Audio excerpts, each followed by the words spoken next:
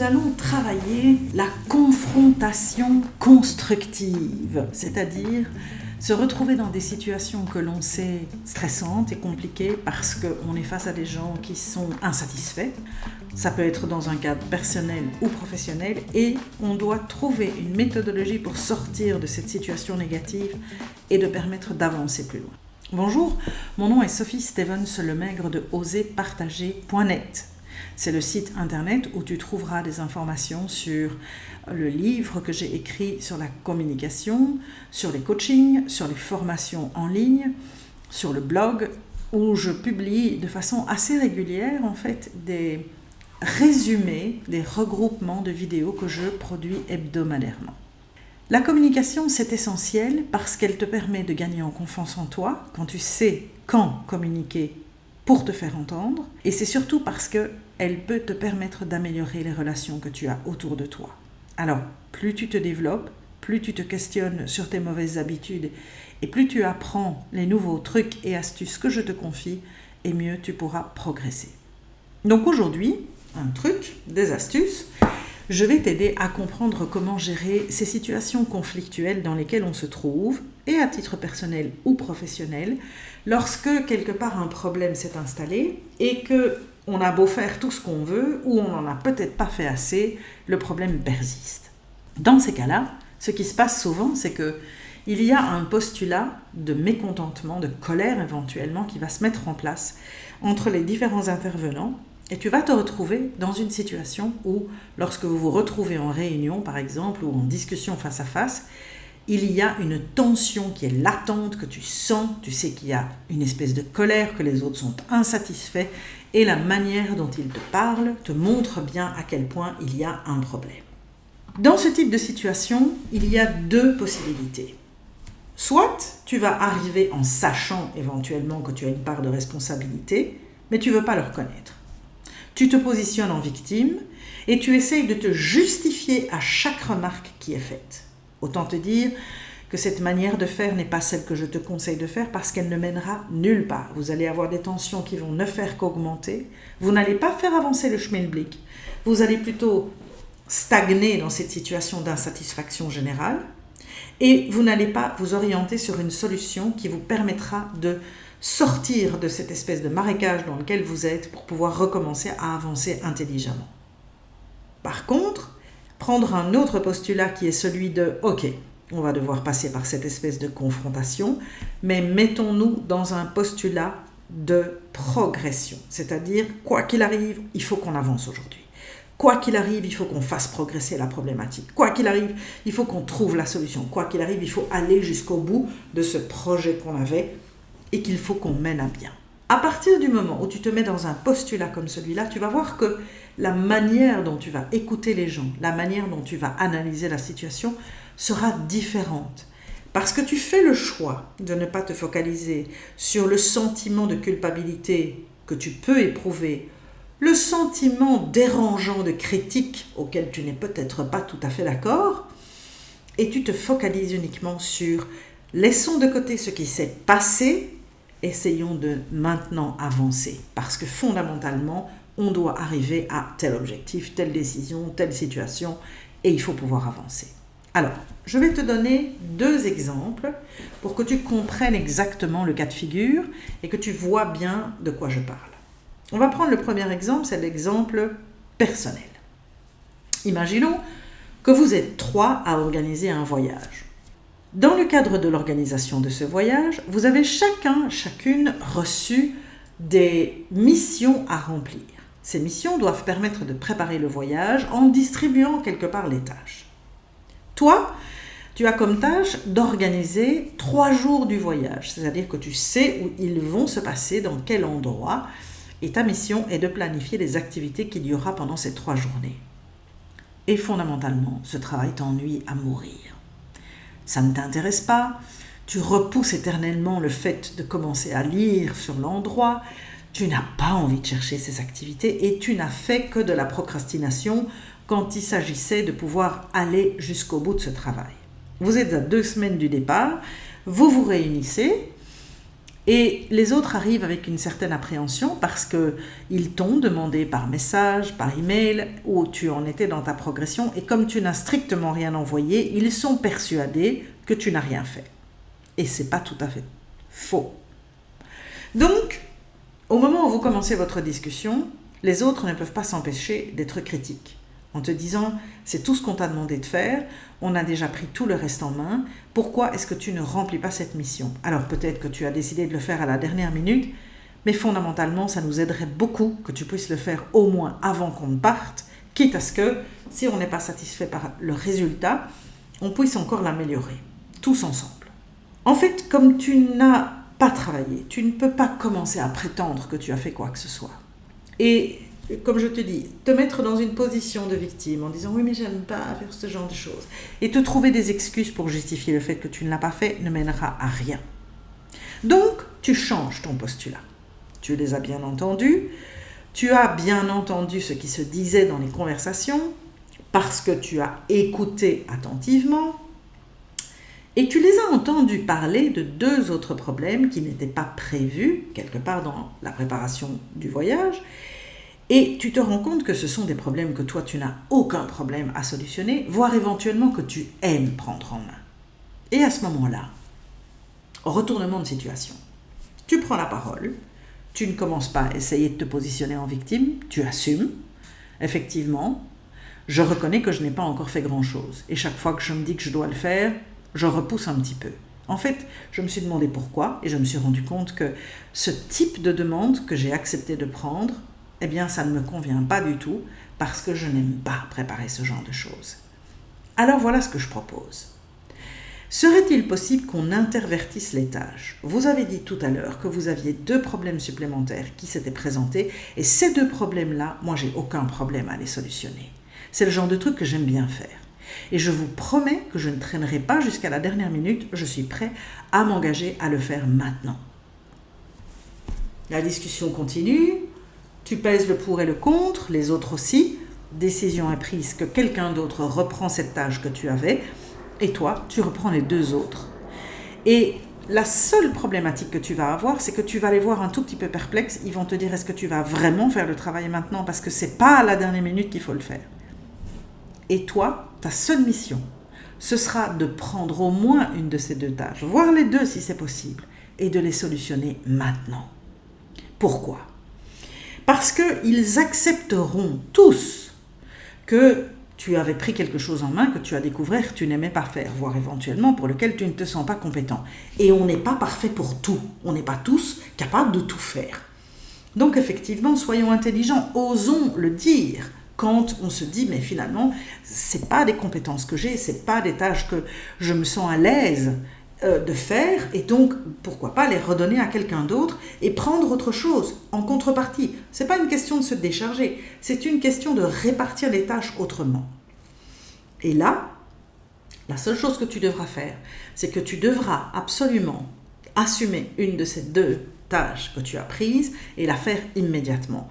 Et donner les informations, fournir les solutions, faire ce qui est nécessaire et transmettre le tout aux autres, juste pour les rassurer.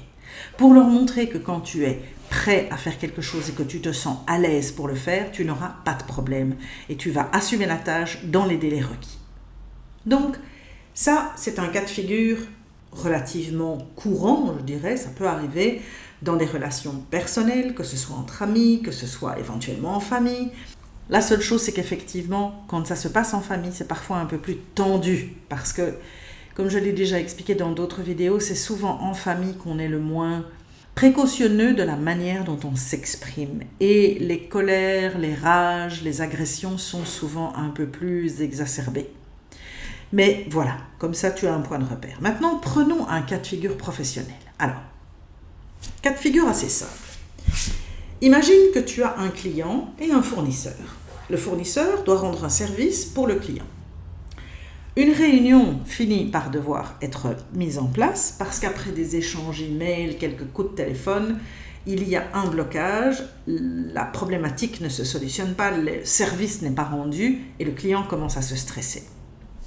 Au moment où tu te retrouves en réunion, Il y a un vrai stress. Le fournisseur, quelque part, est conscient qu'il a du retard ou qu'il n'a pas fait ce qu'il s'était engagé à faire.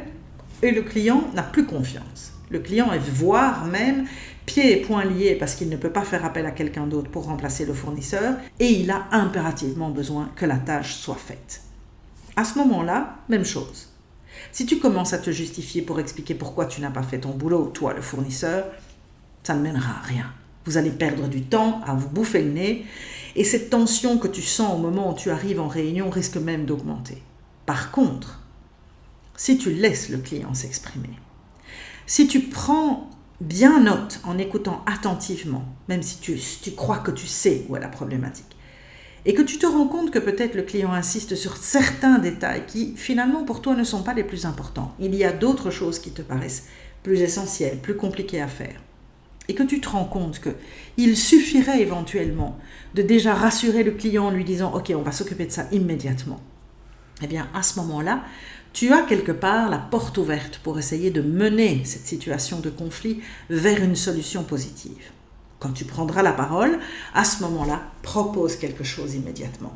D'abord, en faisant ça, tu montres à l'autre que tu as écouté attentivement ce qu'il était en train de te dire et que tu as noté, parfois même précisément au mot près, ce que cette personne disait. Une personne qui se sent entendue et écoutée, c'est-à-dire lorsque tu prends vraiment le temps de la comprendre, c'est une personne qui va être rassurée. C'est aussi une personne qui va valoriser d'autant plus le fait de t'écouter quand tu proposes quelque chose.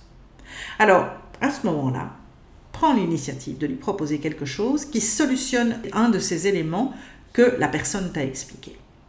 Et, même principe, construis avec le client une solution qui vous amènera à la finalisation de ce qui était entendu, la solution du problème, que sais-je, et définissez clairement les étapes qu'il va falloir franchir et les priorités qui doivent être mises. Parce que souvent, quand on est face à une situation qui a traîné et qu'on se retrouve ensemble, on est devant des urgences. Alors, quelles sont les priorités que l'on met dans les urgences ? Par quelle urgence commence-t-on ? Y en a-t-il qui peuvent être considérés comme de urgence à pas urgence ? Et à ce moment-là, faites-le ensemble. Le client se sent entendu, tu sais exactement à ce moment-là quelles sont les priorités qui sont importantes et essentielles pour le client.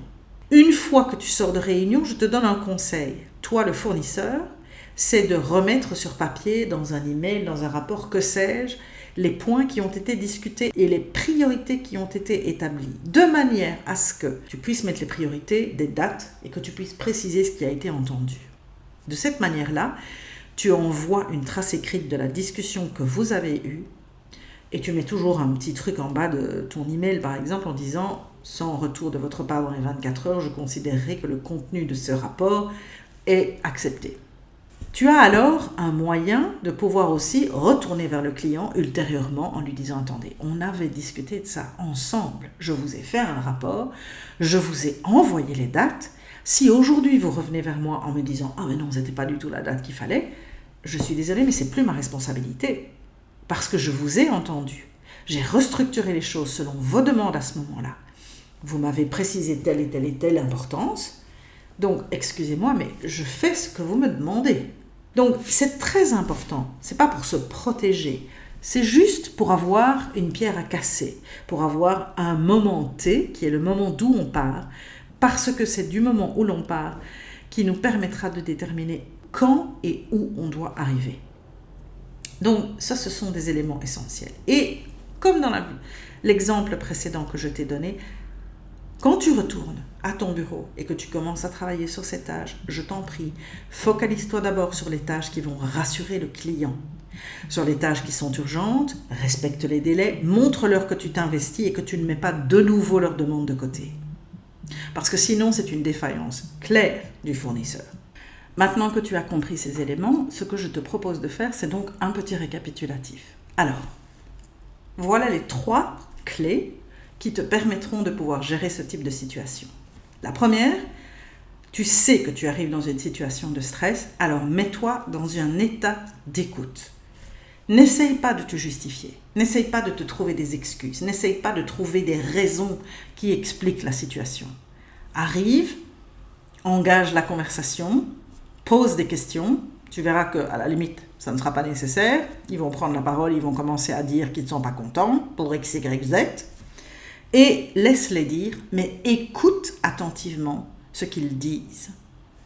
Tu vas peut-être noter, comme je te l'ai expliqué dans les exemples, que certains éléments qui ne te paraissaient pas importants le sont très forts pour eux. Donc du coup, ça te permet de pouvoir recentrer les priorités.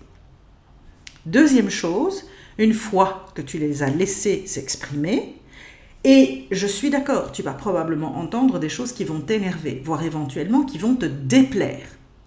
Mais je suis désolée, ça fait partie du jeu quand on est dans des situations comme celle-là.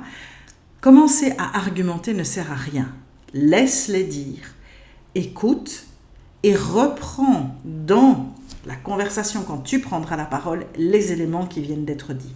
Comme je te l'ai déjà dit, quand tu écoutes quelqu'un et que tu peux faire valoir ce qu'il a dit dans le dialogue que tu vas créer après, tu valorises et tu montres à l'autre que tu l'as écouté.